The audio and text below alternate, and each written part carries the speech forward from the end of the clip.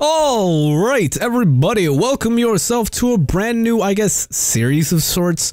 I guess I may as well explain this very quickly before you sit here and think, oh, what in the world is it you dislike? So, what this series is going to be, it's not going to be a very frequent series, it's going to be a very irregular sort of series, in which we go over some of the updates that the Mother 4 team has posted on their Tumblr, blog, whatever you want to call it. And basically we're just going through each and every one of them, giving our speculation, or my speculation, I suppose, and so on and so forth. Now, people, we're going to today, people, we are going to be going over the first 6 updates. Now, obviously, some people have probably already delved way in deep with all of these, but this is going to be my own thoughts, that sort of stuff. If you've already seen all this and have your speculation, post them in the comments down below, man. I want to see what you guys are thinking about all these. But yeah, let's get into this. So, update 1. But what about art? Hello everybody, this is the first of our blog updates, which will be posted every other Wednesday. Instead of a major teaser trailer or music upload, we're going to be posting updates on the things we personally are working on. It might be on updates on past features, elaborations on things, or behind the scenes trivia type stuff. We plan on doing these up until release, so we hope you like them. This time I'd like to talk a bit about our revision process and standards. Before we said we delete and start over, and that certainly does happen in some of our cases, it's not a rule. Graphics creep, i.e. never being satisfied with our style or the fidelity of our graphics, is a real concern here, and we go out of our way to avoid it. Most of the things we change are things that we either didn't spend as much time on as we could have, or things that we got feedback on. See our battle UI. These two are examples of the latter. We've been hearing about the hotel and its impossible flooring since they were first visible, so the change there has been drastic. Now, as you see, it's a, well, obviously it's the, so you got the comparison between the two, both very different styles, which I don't know if that actually, like, here's what my thoughts are, at least on this, like, considering the fact that they said, you know, they sort of changed up the style of a lot of things here and there, even though there's not insane changes here and there are certainly big enough changes, and this leads me to believe they probably also sort of decided to change the city in some way to sort of go with this style as well, because these are two very different styles of, I guess, building and just that sort of stuff. So maybe the city itself changed along with these. I guess we'll see in future updates, but obviously it has the comparison between the two. And then we have this as well. It's more in line with the time period too. So yeah, they decided to change it to more fit the theme. Maybe they also changed some other stuff, such as the city itself, to sort of regard that, but I guess we'll see. The cave graphics are another place we've received feedback on. Things like the floor textures, the color, the rims. Basically, there was a lot of room for improvement. We agreed and took a look at it. Hopefully you like the changes. And of course we have the changes, as you can see here. It's not insane changes, but I will say I do like the very slight aesthetic changes, especially the fact that you can see some stuff in the background here. Very nice addition, that sort of thing. And the background was a big help. Yeah, it certainly was. Not everything needs to get this treatment, but we think changes are worth the small time spent. We go out of our way to avoid it by making sure things are done in 1 or 2 revisions. We'll see you again on July 8th. So that was a while back. Now, let's pull up the second update here, people. So, update 2, focus on the background. Now, this one is more just regarding like how they make the backgrounds themselves, and I will say it is a very cool and informative little thing that they got going on. Like, look at it. It basically shows how they made the backgrounds for this, and for example, you can see this. It's like a formula they got going on here, and it turns this into this. It's a very cool thing. However, this thing is not necessarily related entirely into the game, so I won't be going over this one. Things like these I'm not going to be going over. I'm going to mostly try and focus on more of like the more game related stuff, if that makes any sense. So in that case, we're going to be pulling up update number 3 here. So update number 3, enemies from the ground up. So hey, I'm Alec. My work on the team largely consists of pixel art and design work for enemies you'll be encountering. The Mother series has featured a very big, very colorful cast of enemies. I do my best to follow these footsteps with my own enemies and character designs, letting the characters be expressive through their shapes and forms. For example, let's look at this bull. When working on an enemy that's grounded in reality, I'll study imagery and video footage of the subject matter in question. Next, I'll create a rough sketch to get the shape, size, proportions of the design as a base for cleaning and coloring. Everything starts with a sketch, so I'll keep it loose for now, blah, blah, blah. You can just see, this is basically the process that he's going through. Clear outline, blah, blah, blah. Look at him, isn't he cute? Keeping the nature of the character, their intention, and the world around them in mind when designing all our enemies is important to the overall feeling of things. The sprite process is very similar. Now, I will say I do like the fact that these enemies still do feel like they belong in a mother game. Like, look at these guys. So, anyways, the final sprite may vary a little bit from the initial design, blah, blah, blah, that sort of thing. As you may be aware, I don't remember how to pronounce that. It's populated by a bunch of thugs and animals and mundane things that get in our way. Whether they have no legs or 20, they all start out this way, even with these things. So as you can see, we have a look into some enemies here that we could potentially be seeing in the future. Now, this enemy in particular right here, this one, I don't want to save it, but this enemy in particular, I will say it kinda, I don't know, man, something about it, to me at least, feels like it's going to be a very crucial enemy, or maybe a boss or something of that sorts, simply because of, like, its design. A big chunk of its design, for some reason, reminds me of the enemies in this game, which I forget their names at the moment. I'm such a bad commentator. But, these designs look very nice. I believe we've seen this guy in the trailer. Maybe I'm wrong. But a lot of these are very new. I love the designs they're going with so far. It's staying very true to the original. Next up, people, we got update 4 here, if I'm not mistaken. Yes, update 4. Tonight's alright. Hey gang, Pastel here. I'll be handling today's update. The Mother series has real great dialogue, bizarrely great, and way above par. Very few games match the quality of its writing, so naturally people have been concerned about Mother 4's script.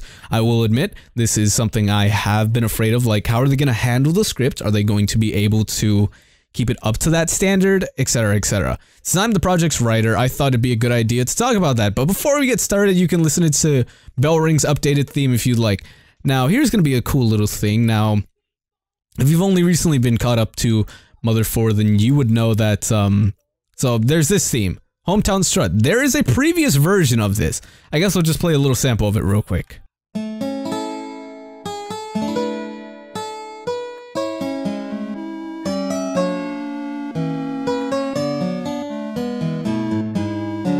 And so on and so forth. You get the point. So that's that, and then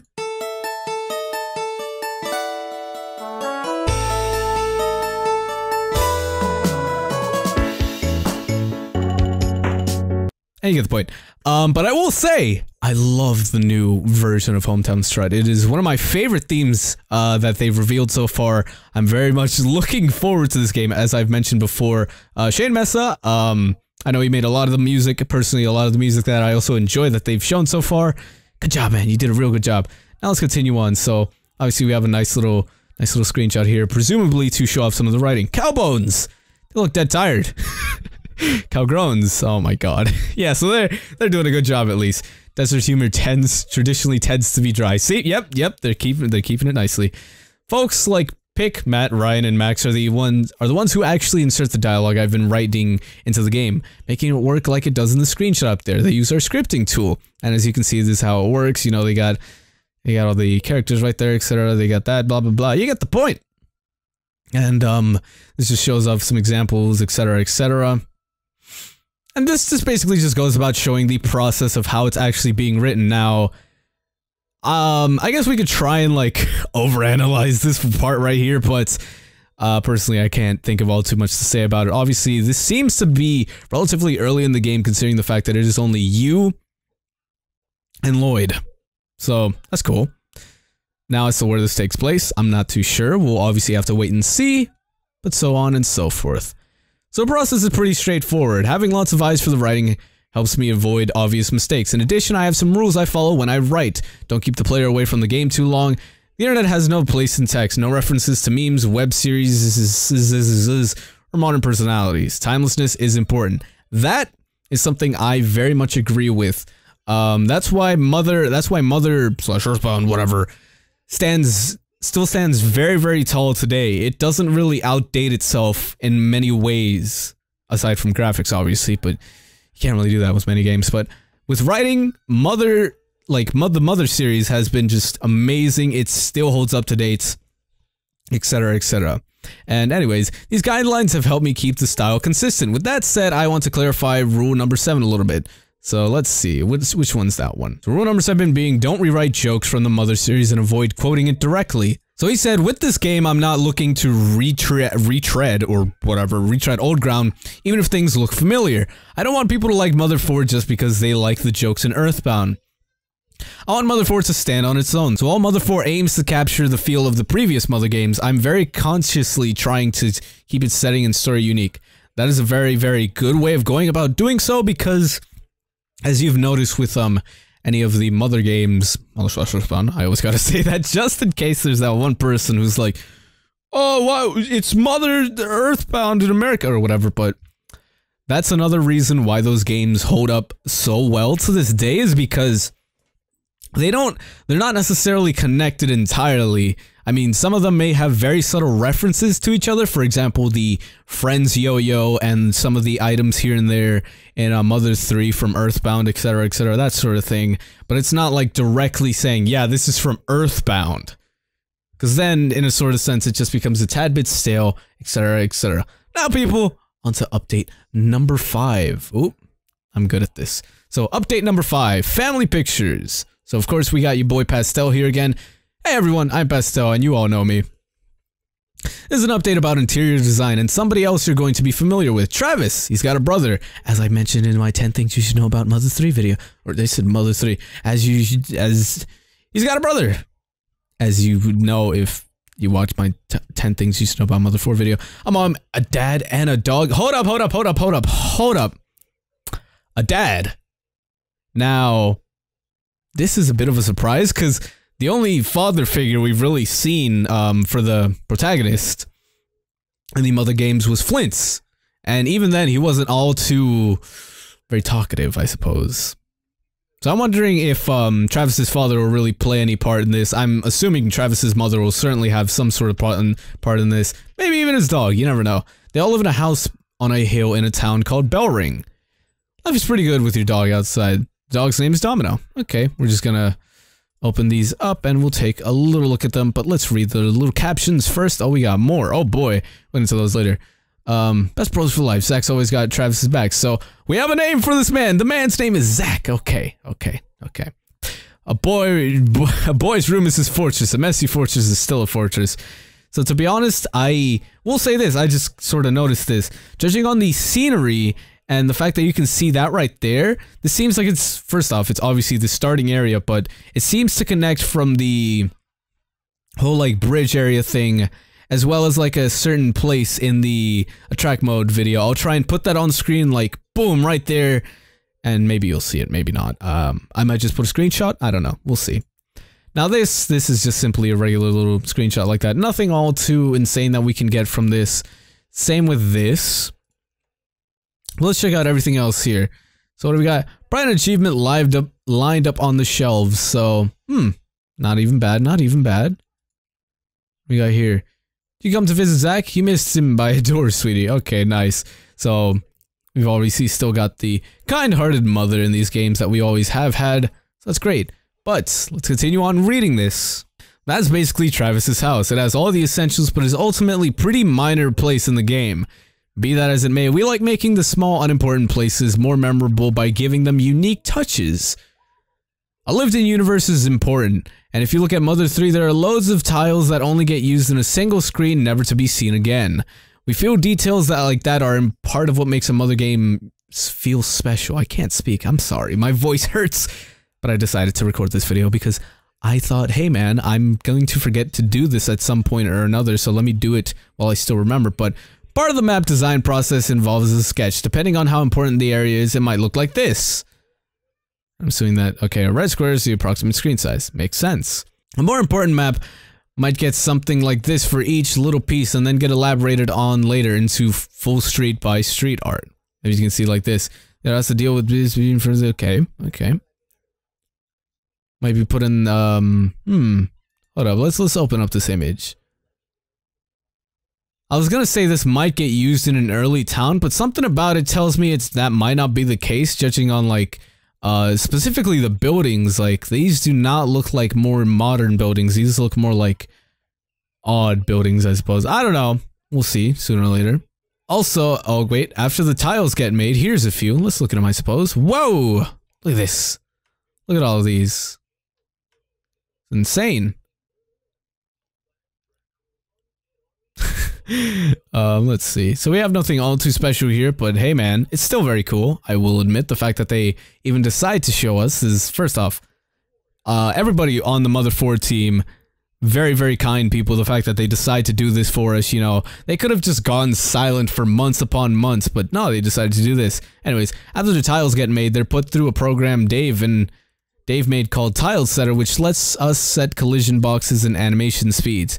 But hey, we're losing track of things. Travis's family lives in this kind of world, and even though their house is small, it's made with love. Beautiful art right there. Looks very nice. I love it. Travis's mom works somewhere in town, but dad works way off in the next city. He has to take a train to work and usually stays in a hotel. That kind of thing seems like it might become more important. Ooh, so you might see something about that. Oh, what do we got here? I hope you've enjoyed looking at these pictures of Travis's family and home, especially his room. It's great for things like this. So what is this? Hold up, let's open it up in a new tab. Oh, there we go.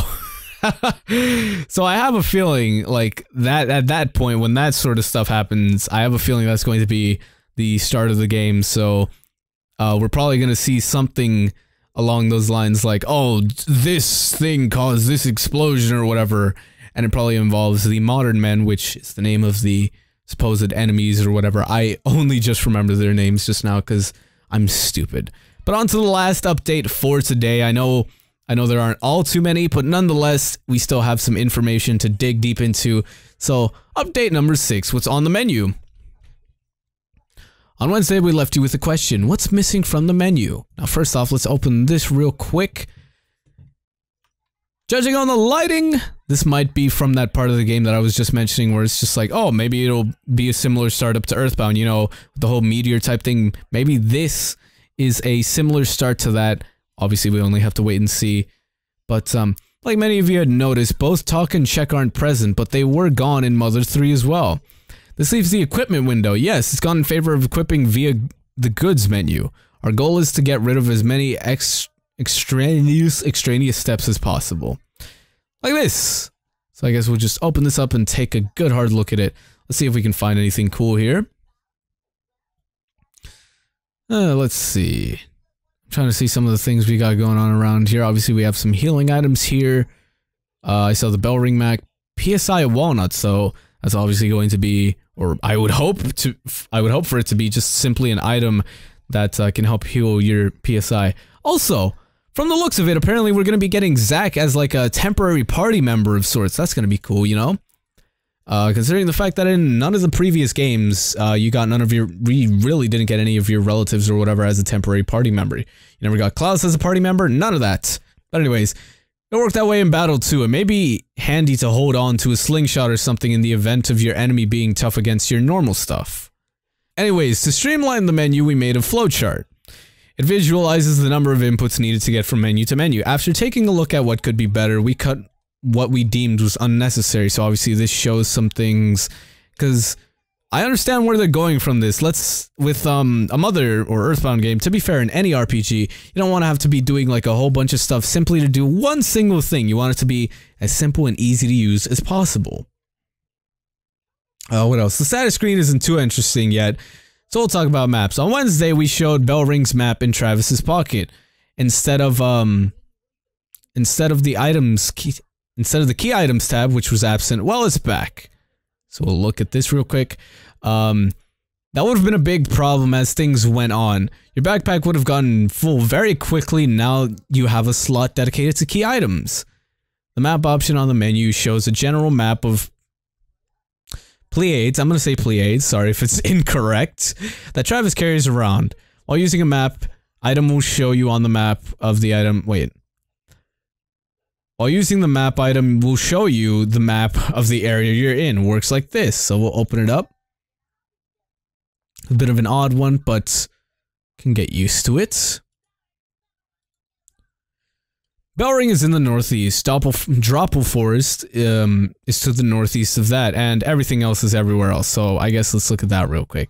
So obviously, let's look at the areas. Obviously, this might come in use sooner or later. So we got Valentine Station. From the looks of it, train rides might actually be a big part of this, considering all the stations I see. Obviously, we got Bell Station, Valentine Station, Union Station, and DST Station over there. But we have some areas here and there. We got Delore, La Folia, Pennyberg, Union City, Mesa Station, Echo Gulch. That's a weird. Oh, that's probably going to be the weird area with like the not modern looking buildings or whatever. I guess we'll see as time progresses. And I think that's every area. I don't believe I missed anything. But sorry for the delay on this update. We caught a mistake and we wanted to fix it before posting. Good way about doing it. Don't want to like mess it up horribly or something. And admittedly, one of us had a wedding to its head. Nice. We all have those issues here and there. So while it's already been a bit of a wait, and we understand that it can be frustrating, it burns us up too, it'll still be a while longer. However, we'll be with you guys every step of the way. In fact, we'll see you again on Wednesday after next. So, with that, people, that has been this little episode of I don't know what I'm going to name this, so I'm not even going to try and say it because I can't think of anything on the spot right now. But if you have enjoyed, go ahead and drop a like and a comment. Be sure to comment down below your speculations on everything we've reviewed today. Maybe just even talk about some stuff that you would like to see in the game. I'd be very interested in seeing what you think of everything we've seen so far, that sort of stuff. But with that, people, that's going to be it for today's video. I shall see you guys next time. See you!